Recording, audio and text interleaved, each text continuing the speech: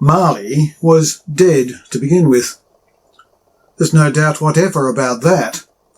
The register of his burial was signed by the clergyman, the clerk, the undertaker, and the chief mourner. Scrooge signed it. And Scrooge's name was good upon change for anything he chose to put his hand to. Old Marley was as dead as a doornail. Mind, I don't mean to say that I know of my own knowledge what there is particularly dead about a doornail. I might have been inclined myself to regard a coffin nail as the deadest piece of ironmongery in the trade, but the wisdom of our ancestors is in the simile, and my unhallowed hands shall not disturb it, or the country is done for. You will therefore permit me to repeat emphatically that Marley was as dead as a doornail. Scrooge knew he was dead? Of course he did. How could it be otherwise? Scrooge and he were partners for I don't know how many years.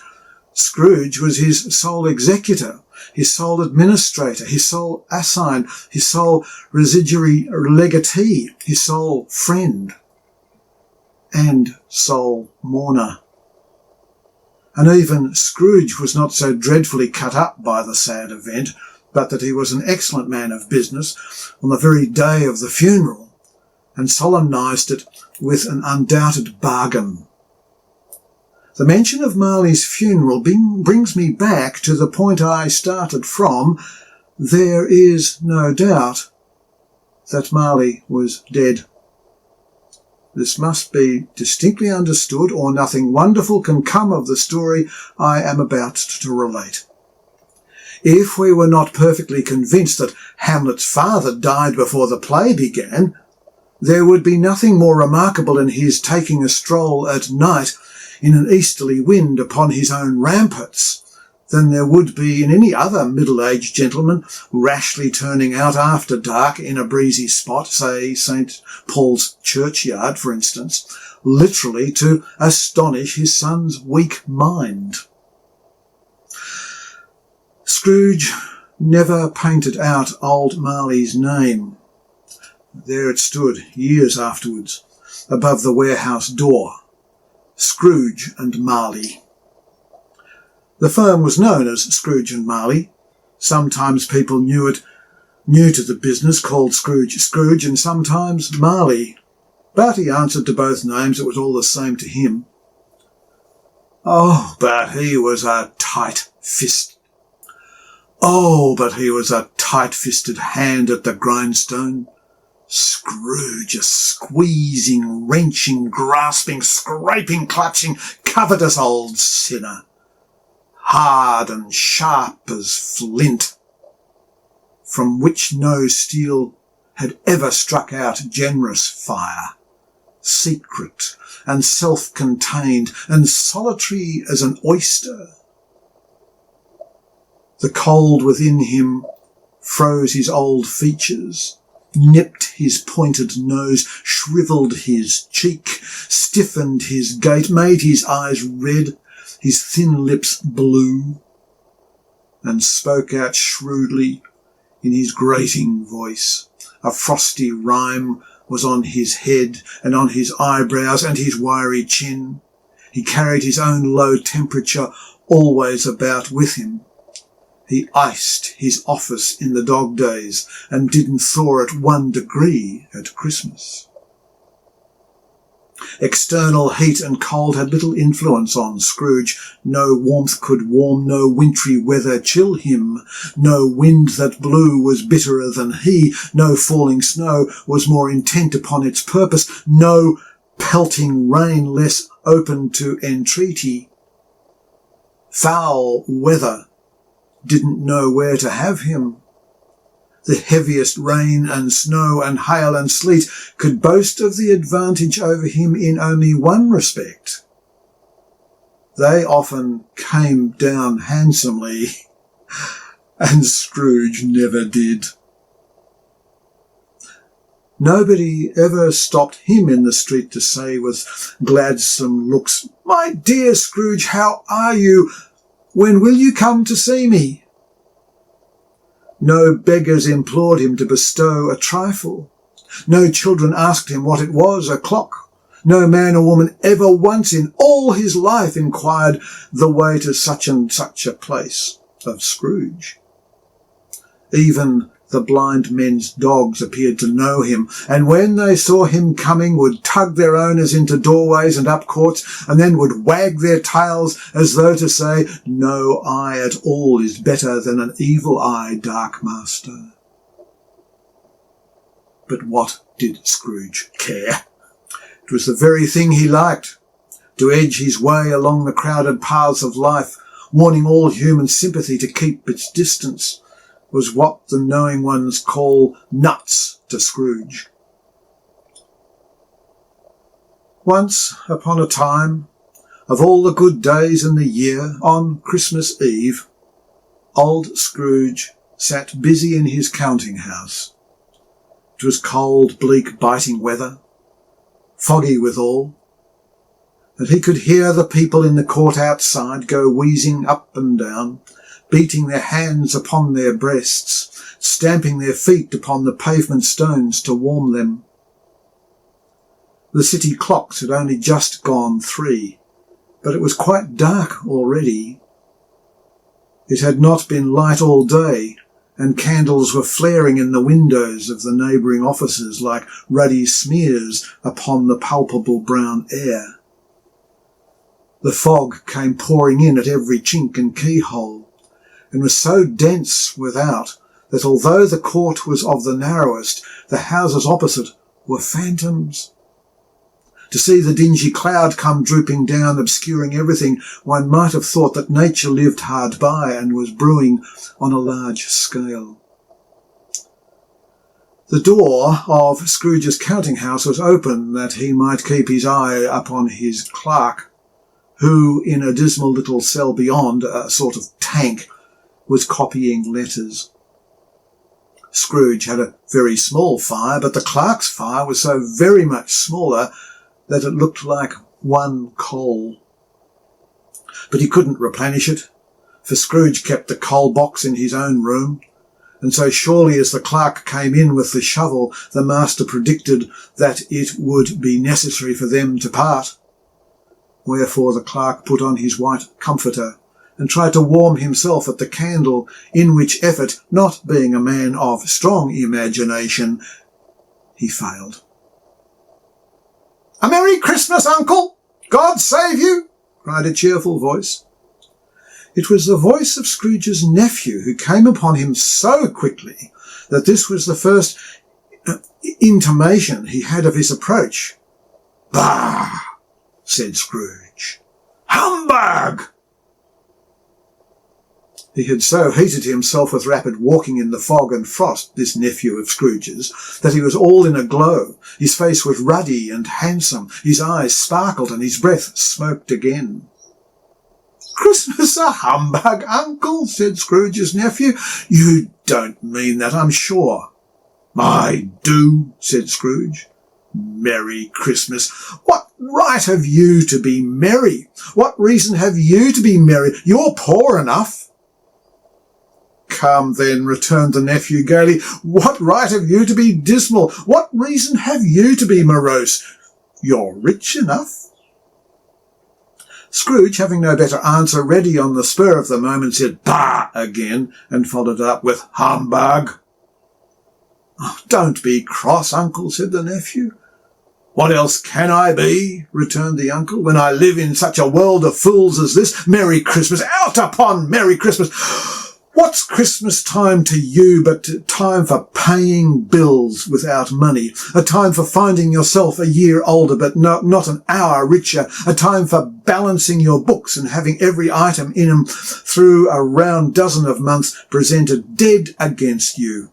If I could work my will," said Scrooge indignantly, "every idiot who goes about with Merry Christmas on his lips should be boiled with his own pudding and buried with a stake of holly through his heart. He should." "Uncle," pleaded the nephew. Nephew, returned the uncle sternly, keep Christmas in your own way and let me keep it in mine. Keep it, repeated Scrooge's nephew, but you don't keep it. Let me leave it alone then, said Scrooge. Much good may it do you. Much good it has ever done you. There are many things from which I might have derived good, by which I have not profited. I dare say, returned the nephew, at Christmas among the rest. But I'm sure I have always thought of Christmas time when it has come around, apart from the veneration due to its sacred name and origin, if anything belonging to it can be apart from that, as a good time. A kind, forgiving, charitable, pleasant time, the only time I know of in the long calendar of the year when men and women seem by one consent to open their shut-up hearts freely and to think of people below them as if they really were fellow passengers to the grave and not another race of creatures bound on other journeys. And therefore, uncle, though it has never put a scrap of gold or silver in my pocket, I believe that it has done me good, and will do me good, and I say, God bless it. The clerk in the tank involuntarily applauded. Becoming immediately sensible of the impropriety, he poked the fire and extinguished the last frail spark for ever. Let me hear another sound from you, said Scrooge, and you'll keep your Christmas by losing your situation. You're quite a powerful speaker, sir, he added, returning to his nephew. I wonder you don't go into Parliament. Don't be angry, uncle. Come, dine with us tomorrow.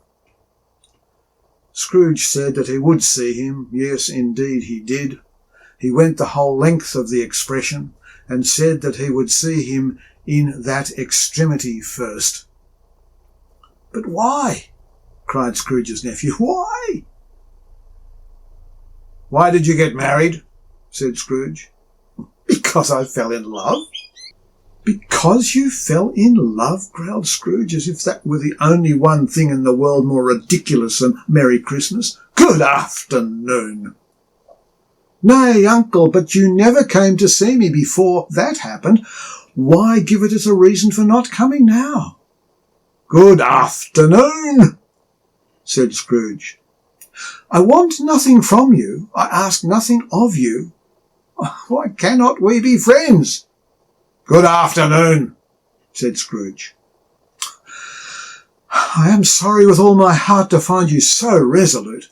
We have never had any quarrel to which I have been a party, but I have made the trial in homage to Christmas, and I'll keep my Christmas humour to the last. So, a Merry Christmas, uncle. Good afternoon, said Scrooge. And a Happy New Year. Good afternoon, said Scrooge. His nephew left the room without any angry word notwithstanding. He stopped at the outer door to bestow the greetings of the season on the clerk, who, cold as he was warmer than Scrooge, for he returned them cordially. There's another fellow, muttered Scrooge, who overheard him. My clerk with 15 shillings a week and a wife and family talking about a Merry Christmas. I'll retire to Bedlam. This lunatic, in letting Scrooge's nephew out, had let 2 other people in. They were portly gentlemen, pleasant to behold, and now stood with their hats off in Scrooge's office. They had books and papers in their hands and bowed to him. Scrooge and Marley's, I believe, said one of the gentlemen, referring to his list. Have I the pleasure of addressing Mr. Scrooge or Mr. Marley? Mr. Marley has been dead these 7 years, Scrooge replied. He died 7 years ago, this very night. We have no doubt his liberality is well represented by his surviving partner, said the gentleman, presenting his credentials. It certainly was, for they had been 2 kindred spirits. At the ominous word liberality, Scrooge frowned and shook his head and handed the credentials back. "At this festive season of the year, Mr. Scrooge," said the gentleman, taking up a pen, "it is more than usually desirable that we should make some slight provision for the poor and destitute, who suffer greatly at the present time. Many thousands are in want of common necessaries. Hundreds of thousands are in want of common comfort, sir." "Are there no prisons?" asked Scrooge. "Oh, plenty of prisons," said the gentleman, laying down his pen again. "And the union workhouses?" demanded Scrooge. "Are they still in operation?" "They are still," returned the gentleman. "I wish I could say they were not." The treadmill and the poor law are in full vigour?" said Scrooge. "Both very busy, sir." "Oh, I was afraid from what you said at first that something had occurred to stop them in their usual course," said Scrooge. "I'm very glad to hear it." "Under the impression that they scarcely furnish Christian cheer of mind or body to the multitude," returned the gentleman, "a few of us are endeavouring to raise a fund to buy the poor some meat and drink and means of warmth. We chose this time because it is a time of all others when want is keenly felt and abundance rejoices. What shall I put you down for?" "Nothing," Scrooge replied. "Oh, you wish to be anonymous?" "I wish to be left alone," said Scrooge. "Since you ask me what I wish, gentlemen, that is my answer. I don't make merry myself at Christmas, and I can't afford to make idle people merry. I help to support the establishments I have mentioned. They cost enough, and those are badly off must go there." "Many can't go there, and many would rather die." "If they would rather die," said Scrooge, "they had better do it and decrease the surplus population. Besides, excuse me, I don't know that." "But you might know that," observed the gentleman. "It's not my business," Scrooge returned. "It's enough for a man to understand his own business and not to interfere with other people's. Mine occupies me constantly. Good afternoon, gentlemen." Seeing clearly that it would be useless to pursue their point, the gentleman withdrew. Scrooge returned to his labours, with an improved opinion of himself, and in a more facetious temper than was usual with him. Meanwhile, the fog and darkness thickened so that people ran about with flaring links, proffering their services to go before horses in carriages and conduct them on their way. The ancient tower of a church, whose gruff old bell was always peeping slyly down on Scrooge out of a Gothic window in the wall, became invisible and struck the hours and quarters in the clouds with tremulous vibrations, and afterwards, as if its teeth were chattering in its frozen head up there. The cold became intense. In the main street at the corner of the court, some labourers were repairing their gas pipes and had lighted a great fire in a brazier, round which a party of ragged men and boys were gathered, warming their hands and winking their eyes before the blaze in rapture, the water plug being left in solitude, its overflowing sullenly congealed and turned to misanthropic ice. The brightness of the shops, where holly sprigs and berries crackled in the lamp heat of the windows, made pale faces ruddy as they passed. Poulterers and grocers' trades became a splendid joke, a glorious pageant with which it was next to impossible to believe that such dull principles as bargain and sale had anything to do. The Lord Mayor, in the stronghold of the mighty mansion house, gave orders to his 50 cooks and butlers to keep Christmas as a Lord Mayor's household should. And even the little tailor, whom he had fined 5 shillings on the previous Monday for being drunk and bloodthirsty in the streets, stirred up tomorrow's pudding in his garret, while his lean wife and the baby sallied out to buy beef. Foggier yet and colder, piercing, searching, biting cold. If the good St. Dunstan had not nipped the evil spirit's nose with a touch of such weather as that, instead of using his familiar weapons, then indeed he would have roared to lusty purpose. The owner of one scant young nose, gnawed and mumbled by the hungry cold, as bones are gnawed by dogs, stooped down at Scrooge's keyhole to regale him with a Christmas carol. But at the first sound of "God bless you, merry gentlemen, may nothing you dismay," Scrooge seized a ruler with such energy of action that the singer fled in terror, leaving the keyhole to the fog and even more congenial frost. At length the hour of shutting up the counting-house arrived. With an ill will, Scrooge dismounted from his stool and tacitly admitted the fact to the expectant clerk in the tank, who instantly snuffed his candle out and put on his hat. "You'll want all day tomorrow, I suppose," said Scrooge. "If quite convenient, sir." "It's not convenient," said Scrooge, "and it's not fair. If I was to stop you half a crown for it, you'd think yourself ill-used, I'll be bound." The clerk smiled faintly. "And yet," said Scrooge, "you don't think me ill-used when I pay a day's wages for no work." The clerk observed that it was only once a year.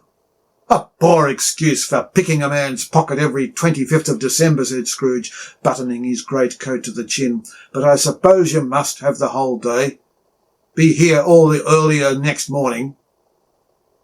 The clerk promised that he would, and Scrooge walked out with a growl, and the office was closed in a twinkling, and the clerk, with the long ends of his white comforter dangling below his waist, for he boasted no greatcoat, went down a slide in Cornhill at the end of a lane of boys 20 times in honour of its being Christmas Eve, and then ran home to Camden Town as hard as he could pelt to play at blind man's buff.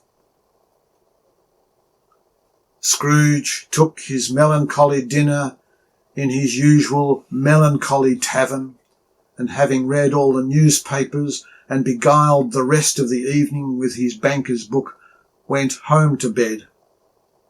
He lived in chambers which had once belonged to his deceased partner. They were a gloomy suite of rooms in a lowering pile of a building up a yard, where it had so little business to be that one could scarcely help fancying it must have run there when it was a young house playing at hide-and-seek with other houses and forgotten the way out again. It was old enough now, and dreary enough, for nobody lived in it but Scrooge, the others' rooms all let out as offices. The yard was so dark that even Scrooge, who knew its every stone, was fain to grope with his hands. The fog and frost so hung about the black old gateway of the house that it seemed as if the genius of the weather sat in mournful meditation on the threshold. Now, it is a fact that there was nothing at all particular about the knocker on the door, except that it was very large. It is also a fact that Scrooge had seen it night and morning during his whole residence in that place. Also, that Scrooge had as little of what is called fancy about him as any man in the City of London, even including, which is a bold word, the corporation, alderman and livery. Let it also be borne in mind that Scrooge had not bestowed one thought on Marley since his last mention of his 7 years' death partner that afternoon. And then let any man explain to me, if he can, how it happened that Scrooge, having his key in the lock of the door, saw in the knocker without its undergoing any intermediate process of change. Not a knocker, but Marley's face. Marley's face. It was not an impenetrable shadow as the other objects in the yard were, but had a dismal light about it, like a bad lobster in a dark cellar. It was not angry or ferocious, but looked at Scrooge as Marley used to look, with ghostly spectacles turned up on its ghostly forehead. The hair was curiously stirred as if by breath or hot air, and though the eyes were wide open, they were perfectly motionless. That and its livid colour made it horrible.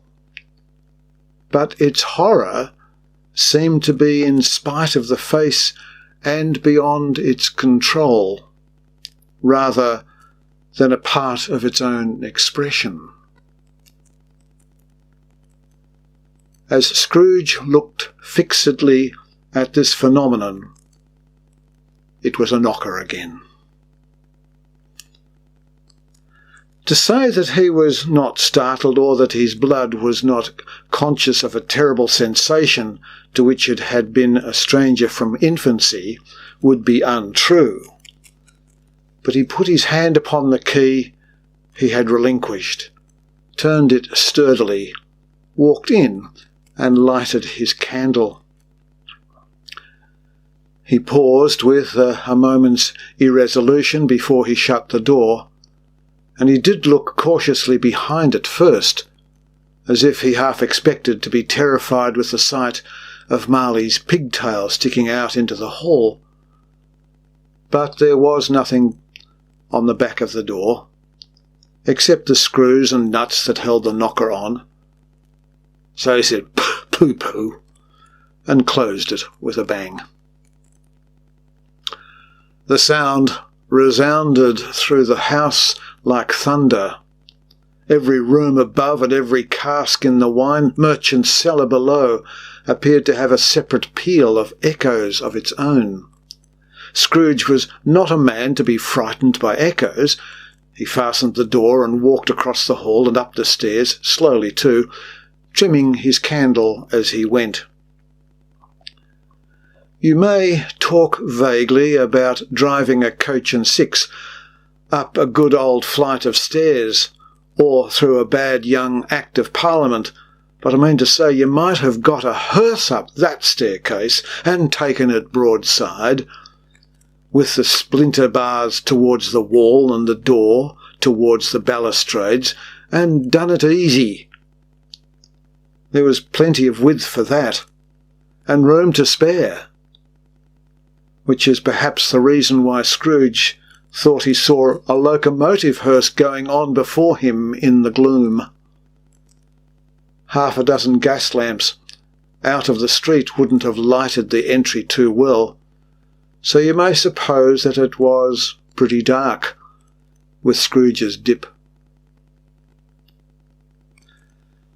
Up Scrooge went, not caring a button for that.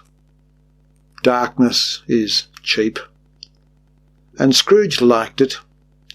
But before he shut his heavy door, he walked through his rooms to see that all was right. He had just enough recollection of the face to desire to do that. Sitting room, bedroom, lumber room, all as they should be. Nobody under the table, nobody under the sofa, a small fire in the grate, spoon and basin ready, and the little saucepan of gruel. Scrooge had a cold in his head. Upon the hob. Nobody under the bed, nobody in the closet, nobody in his dressing gown, which was hanging up in a suspicious attitude against the wall. Lumber room as usual. Old fire guards, old shoes, 2 fish baskets, washing stand on 3 legs, and a poker. Quite satisfied, he closed his door and locked himself in. double-locked himself in, which was not his custom. Thus secured against surprise, he took off his cravat, put on his dressing gown and slippers and his nightcap, and sat down before the fire to take his gruel. It was a very low fire indeed, nothing on such a bitter night. He was obliged to sit close to it and brood over it before he could extract the least sensation of warmth from such a handful of fuel.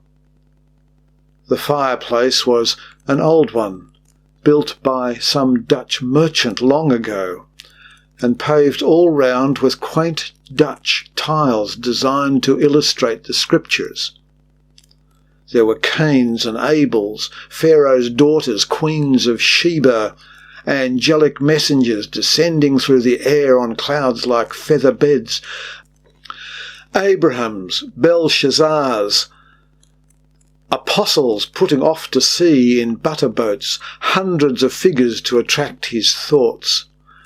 And yet that face of Marley, 7 years dead, came like the ancient Pharaoh's rod and swallowed up the whole. If each smooth tile had been a blank at first, with power to shape some picture on its surface from the disjointed fragments of his thoughts, there would have been a copy of old Marley's head on every one. "Humbug!" said Scrooge, and walked across the room. After several turns he sat down again.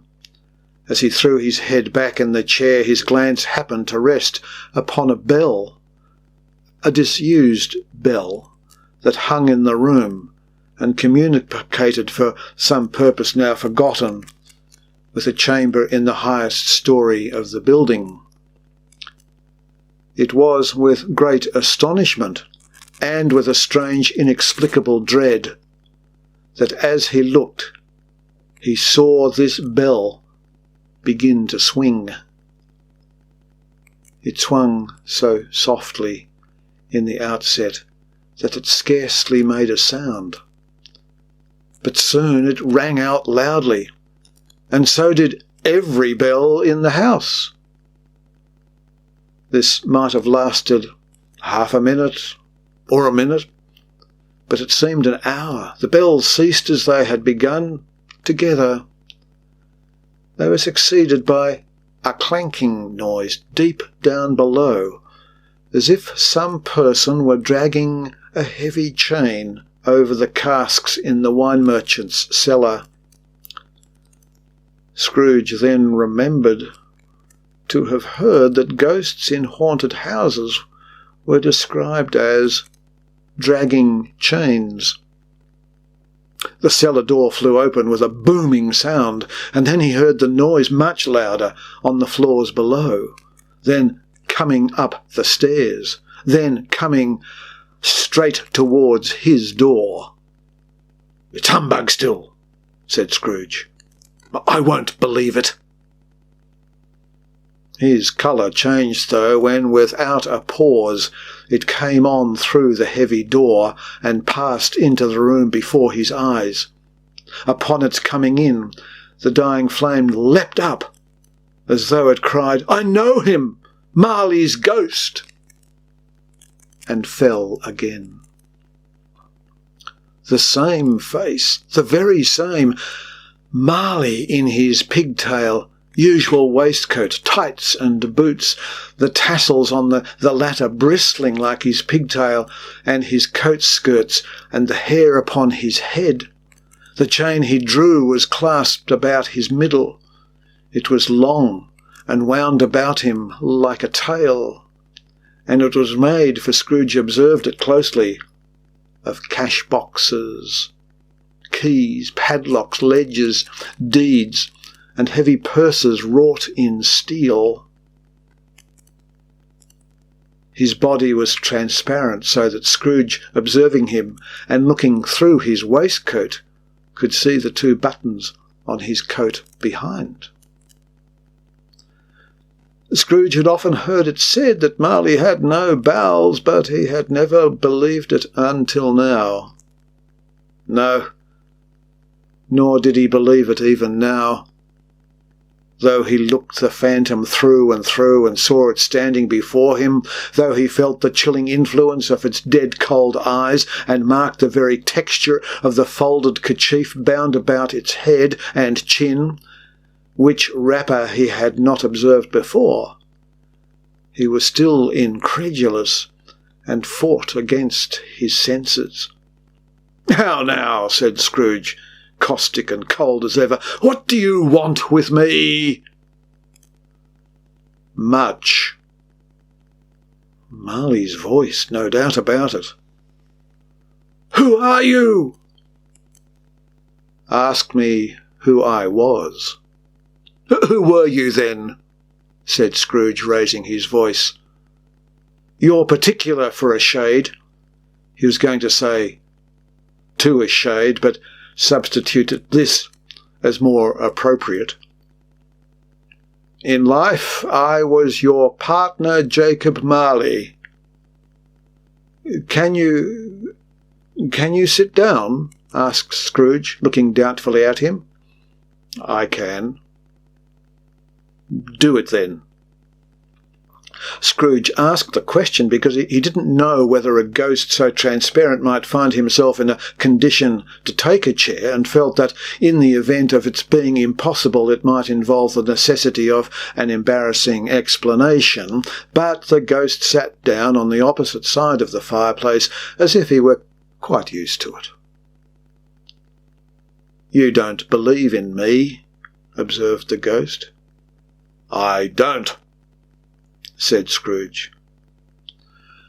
"What evidence would you have of my reality beyond that of your senses?" "I don't know," said Scrooge. "Why do you doubt your senses?" Because, said Scrooge, "a little thing affects them. A slight disorder of the stomach makes them cheats.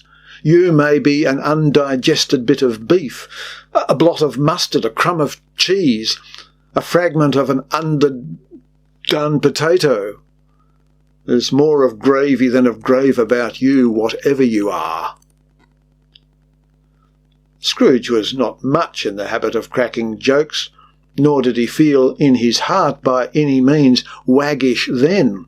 The truth is, he tried to be smart, as a means of distracting his own attention and keeping down his terror. For the spectre's voice disturbed the very marrow of his bones.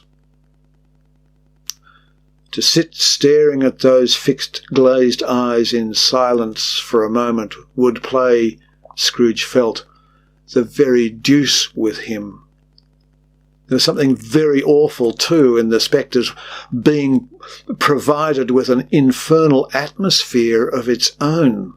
Scrooge could not feel it himself, but this was clearly the case, for though the ghost sat perfectly motionless, its hair and skirts and tassels were still agitated as if by hot vapour from an oven. "You see this toothpick?" said Scrooge, returning quickly to the charge, for the reason just assigned, and wishing, though it were only for a second, to divert the vision's stony gaze from himself. "I do," replied the ghost. "You are not looking at it," said Scrooge. "But I see it," said the ghost, notwithstanding. "Well," returned Scrooge, "I have but to swallow this and be for the rest of my days persecuted by a legion of goblins, all of my own creation. Humbug, I tell you, humbug." At this the spirit raised a frightful cry, and shook its chain with such a dismal and appalling noise that Scrooge held on tight to his chair to save himself from falling in a swoon.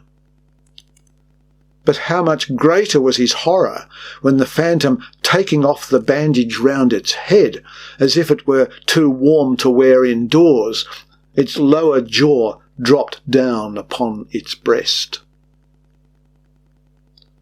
Scrooge fell upon his knees and clasped his hands before his eyes. "Mercy," he said. "Dreadful apparition, why do you trouble me?"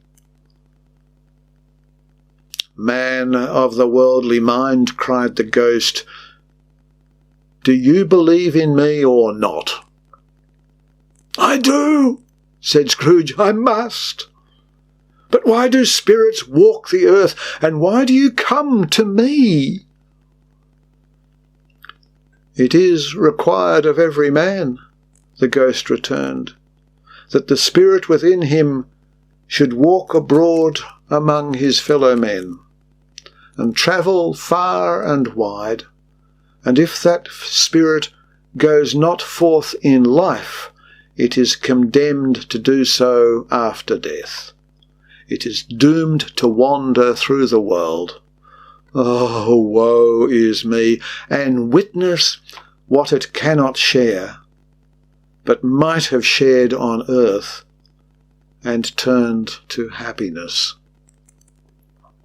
Again the spectre raised a cry and shook its chains and wrung its shadowy hands. "You are fettered," said Scrooge, trembling. "Tell me, why?" "I wear the chain I forged in life," replied the ghost. "I made it link by link, and yard by yard. I girded it on of my own free will, and of my own free will I wore it. Is its pattern strange to you?" Scrooge trembled more and more. "Or would you know," pursued the ghost, "the weight and length of the strong coil you bear yourself? It was full as heavy and as long as this 7 Christmas Eves ago. You have laboured on it since. It is a prodigious chain." Scrooge glanced about him on the floor in the expectation of finding himself surrounded by some 50 or 60 fathoms of iron cable, but he could see nothing. "Jacob," he said imploringly, "old Jacob Marley, tell me more. Speak comfort to me, Jacob."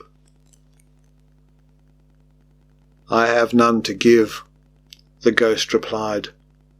"It comes from other regions, Ebenezer Scrooge, and is conveyed by other ministries, to other kinds of men. Nor can I tell you what I would. A very little more is all permitted to me. I cannot rest, I cannot stay, I cannot linger anywhere. My spirit never walked beyond our counting-house, mark me. In life my spirit never roved beyond the narrow limits of our money-changing hole, and weary journeys lie before me." It was a habit with Scrooge, whenever he became thoughtful, to put his hands in his breeches pockets. Pondering on what the ghost had said, he did so now, but without lifting up his eyes or getting off his knees. "You must have been very slow about it, Jacob," Scrooge observed, in a business-like manner, though with humility and deference. "Slow," the ghost repeated. 7 years dead," mused Scrooge, "and travelling all the time." "The whole time," said the ghost. "No rest, no peace, incessant torture of remorse." "You travel fast?" said Scrooge. "On the wings of the wind," replied the ghost. "You might have got over a great quantity of ground in 7 years," said Scrooge. The ghost, on hearing this, set up another cry, and clanked its chain so hideously in the dead silence of the night that the ward would have been justified in indicting it with a nuisance. "Oh, captive, bound and double-ironed," cried the phantom, "not to know that ages of incessant labour by immortal creatures for this earth must pass into eternity before the good of which it is susceptible is all developed. Not to know that any Christian spirit working kindly in its little sphere, whatever it may be, will find its mortal life too short for its vast means of usefulness.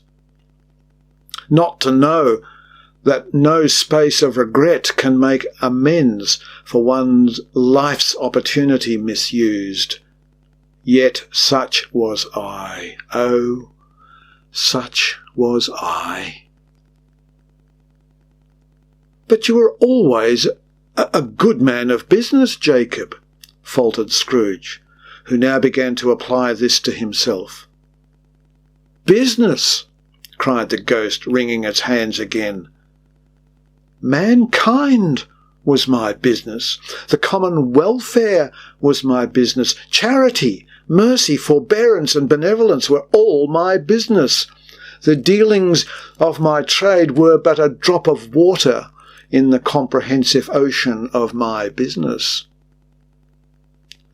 It held up its chain at arm's length, as if that were the cause of all its unveiling grief, and flung it heavily upon the ground again. "At this time of the rolling year," the spectre said, "I suffer most. Why did I walk through crowds of fellow beings with my eyes turned down, and never raise them to the blessed star which led the wise men to a poor abode? Were there no poor homes to which its light would have conducted me?" Scrooge was very much dismayed to hear the spectre going on at this rate, and began to quake exceedingly. "Hear me," cried the ghost. "My time is nearly gone." "I will," said Scrooge, "but don't be hard upon me. Don't be flowery, Jacob, pray." "How is it that I appear before you in a shape that you can see?" "I may not tell. I have sat invisible beside you many and many a day." It was not an agreeable idea. Scrooge shivered and wiped the perspiration from his brow. "That is no light part of my penance," pursued the ghost. "I am here tonight to warn you that you have yet a chance and hope of escaping my fate, a chance and hope of my procuring Ebenezer." "You were always a good friend to me," said Scrooge. "Thank'ee." "You will be haunted," resumed the ghost, "by 3 spirits." Scrooge's countenance fell almost as low as the ghost's had done. "Is that the chance and hope you mentioned, Jacob?" he demanded in a faltering voice. "It is." I think I'd rather not," said Scrooge. "Without their visits," said the ghost, "you cannot hope to shun the path I tread. Expect the first tomorrow when the bell tolls 1. "Couldn't I take 'em all at once and have it over, Jacob?" hinted Scrooge. "Expect the 2nd on the next night at the same hour. The 3rd upon the next night, when the last stroke of 12 has ceased to vibrate. Look to see me no more, and look that, for your own sake, you remember what has passed between us." When it had said these words, the spectre took its wrapper from the table and bound it round its head as before. Scrooge knew this by the smart sound its teeth made when the jaws were brought together by the bandage. He ventured to raise his eyes again and found his supernatural visitor confronting him in an erect attitude, with its chain wound over and about its arm. The apparition walked backward from him, and at every step it took, the window raised itself a little, so that when the spectre reached it, it was wide open. It beckoned Scrooge to approach, which he did. When they were within 2 paces of each other, Marley's ghost held up its hand, warning him to come no nearer. Scrooge stopped. Not so much in obedience as in surprise and fear, for on the raising of the hand he became sensible of confused noises in the air, incoherent sounds of lamentation and regret, wailings inexpressibly sorrowful and self-accusatory. The spectre, after listening for a moment, joined in the mournful dirge and floated out upon the bleak, dark night. Scrooge followed to the window, desperate in his curiosity. He looked out. The air was filled with phantoms, wandering hither and thither in restless haste, and moaning as they went. Every one of them wore chains like Marley's ghost. Some few, they might be guilty governments, were linked together. None were free. Many had been personally known to Scrooge in their lives. He had been quite familiar with one old ghost, in a white waistcoat, with a monstrous iron safe attached to its ankle, who cried piteously at being unable to assist a wretched woman with an infant, whom it saw below upon a doorstep. The misery with them all was clearly that they sought to interfere for good in human matters, and had lost the power forever. Whether these creatures faded into mist, or mist enshrouded them, he could not tell, but they and their spirit voices faded together, and the night became as it had been when he walked home. Scrooge closed the window, and examined the door by which the ghost had entered. It was double locked, as he had locked it with his own hands, and the bolts were undisturbed.